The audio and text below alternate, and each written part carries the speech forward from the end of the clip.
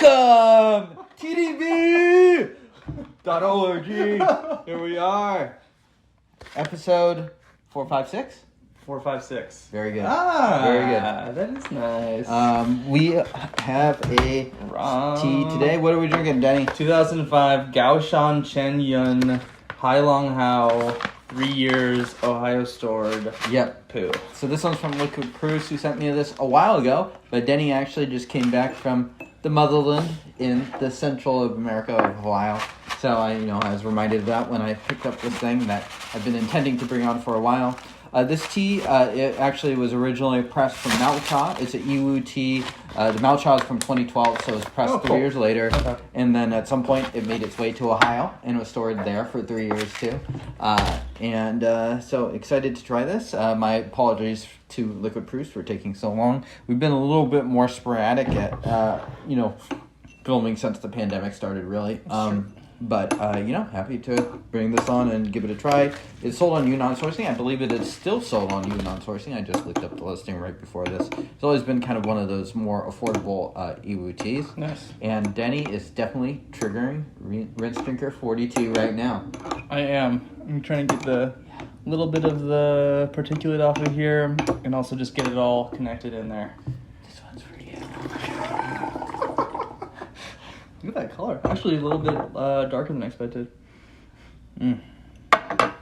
Smells funky. Yeah. So these leaves would be, 11 years old now. Yeah. 11-year-old Yiwu tea. Curious to try this. And Yeah. I have had this tea a couple of times. One of my friends bought a cake of it, but it's been probably 6 years since I've had it. So. Oh, wow, okay. Yeah, I in general love these. I do recommend these to just any younger poo from the Yiwu region, just for new folks who are getting started. And it looks to me like it's kind of middle-aged at this point, which is frankly not something that you necessarily see as much. Yiwu teas do enjoy being drank a little earlier than other regions, in my opinion. Not that I know what I'm talking about, but anyway, here we go. Cheerio. Cheerio.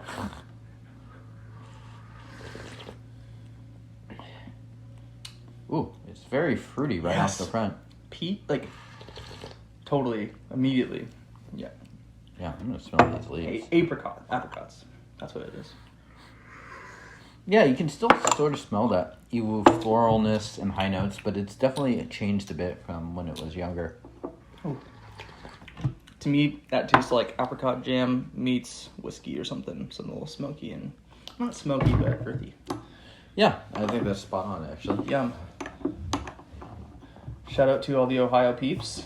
You know who you are. I hope you know who we are. Hi poor life. That's my Twitter hashtag. It's not, actually. No, it's not. I'm not on Twitter. Sorry, two people. Yum. Quite orange. Again, I'm a little surprised.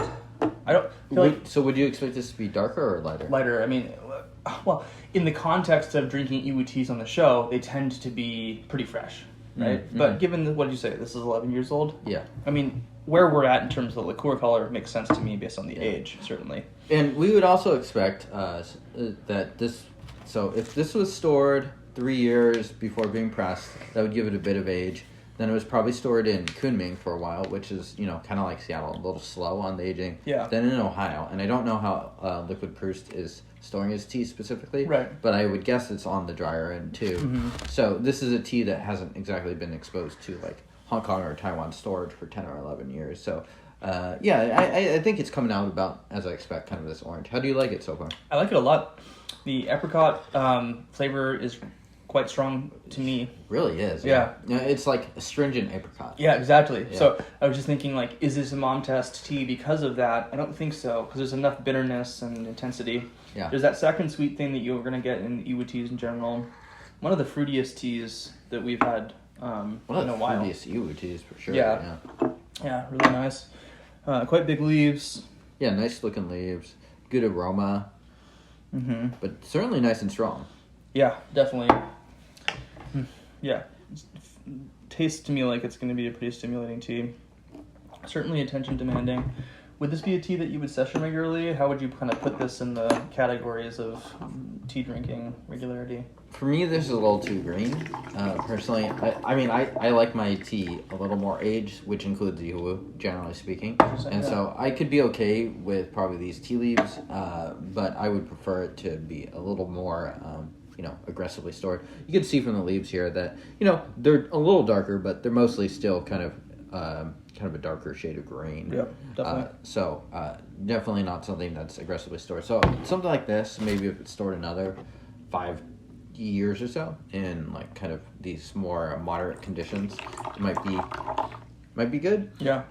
So given the complexity of the apricot taste with the not harsh, but bitterer flavors, you're going to age out some of the bitterness there. Would you think you'd lose any of the apricot? Is there enough in there right now that it would balance out and still be tasty? Do you think that'll be gone in 5 years? Hard to say. I think it has enough punch, certainly, to mellow out. It's definitely on the astringent side of Yiwu teas. Like, it's not... I think this is a pretty solid no on something like the mom test, as you kind of mentioned. And but really nice looking leaves. Yeah. Ooh, yeah. It really is quite astringent, I gotta say. Yeah. Would you, because of that, would you brew it with less leaves overall? I mean, this thing is chock full. I might have done too much. Yeah, it depends kind of on your target audience, I feel like. Mm-hmm. Like, I think in this context, it's fine. We're kind of testing the tea and stuff like Right. that. But if you wanted to brew it in a way that's a little smoother, then absolutely, yeah. You'd probably want to reduce the amount of leaves. If you wanted, like if I was brewing this for like a novice drinker or someone that doesn't drink tea regularly and I didn't want to put them through the ringer, maybe if they're a friend of me, maybe add a little more leaves. But if they're a true friend, then maybe maybe you don't like it like this? What are you trying to say about me? No. It's funny how some teas are like, what is that? I can't quite place it. And other teas are like, that tastes like exactly that one thing. This is just so deep in the apricot flavor profile, which is really interesting. Yeah. And not a lot of other fruit notes that I'm noticing. Do you think this would benefit from being blended with other Yiwu tea? Like, to kind of create it so it's a little less singular in that way? Huh. That's a good question. Like, maybe like one or two other... It certainly would be interesting. Yeah. Because there's a sweetness thing here, but quite a bit of bitterness. I think... If I wanted to have this taste more like a traditional Yiwu tea, I think that having it blended would make more sense, just because the bitterness throws me a little bit. Yeah, it does. Right? Like, if I were to place this, if I were just to have no idea what this was, I don't think I would guess Yiwu. Me neither. I think this is more bitter than your average young Yiwu tea, frankly speaking. Yeah. And, I mean, this is 11 years old, the Mount Chontley's. Yeah.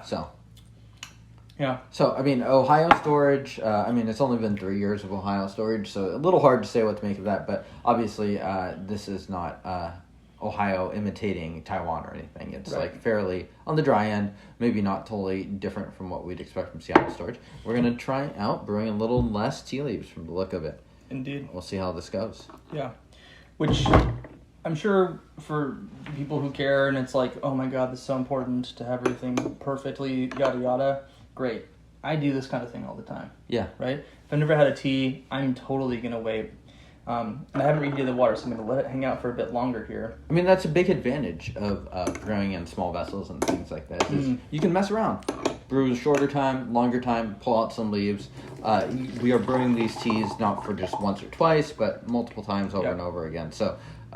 that is kind of like Gong Fu Cha, just like Gong Fu brewing is you can kind of skillfully change it and tone it up or tone it down, depending on how you like it or how the people you're serving tea for like it. Yeah, and I'm just curious to see what the sweet spot is for this.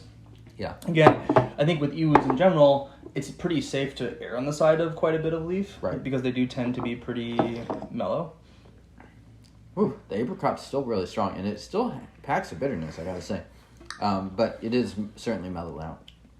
Yeah. And for these teas, too, the cool thing about those bitter flavors is that you drink this long enough, those will mellow out. You would hope is going to create space for some of the higher notes to come out. Right. For something like this that has such a potent high note register already, I don't know how it's going to transform. This is just surprisingly strong. I mean, even this one, yeah. Yeah. And this is a buy in like a store kind of an Yiwu tea, which is kind of surprising to say. Yeah, no, I think so too. I think this one, in terms of my preference at least, it needs time to smooth out. I mean, I think one thing that you definitely can sort of determine is even when you reduce leaf, it's still quite strong. Yeah. Well, check this out. You guys can find this. Hit up LiquidProust. Does he actually sell tea, or is he just? He does.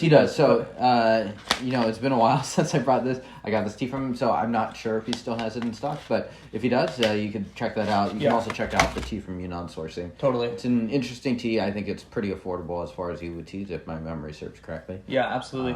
And just hit up LiquidProust in general. Good dude. I know he's helped friends get great stuff. So. Oh, there you go. Yeah. So based in Ohio, where Denny just came from. Yum. All right, y'all. Send this to who are we sending this to?